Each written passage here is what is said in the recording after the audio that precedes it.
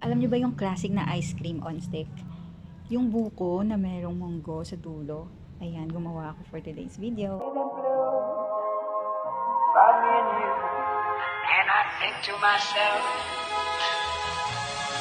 what a wonderful world.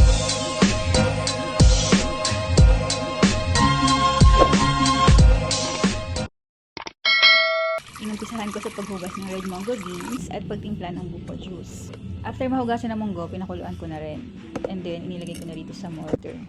Yung molder, nandiyan yan sa link. Click na lang para makabili kayo.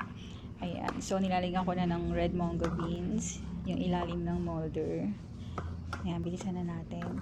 And then, isinalin ko na yung buko juice. Medyo konti lang muna sa start kasi lalagyan pa natin yan ng buko strips. After mapuno lahat, lalagyan ko na ng buko strips.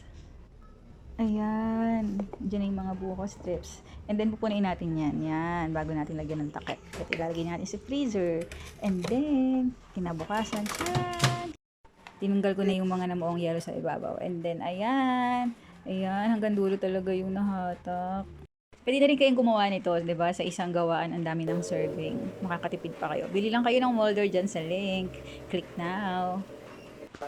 I recommend na 2 or more molder na ang bilhin natin. Kasi tulad nito, nagkulang ako sa molder. Ginawa ko ng ice candy.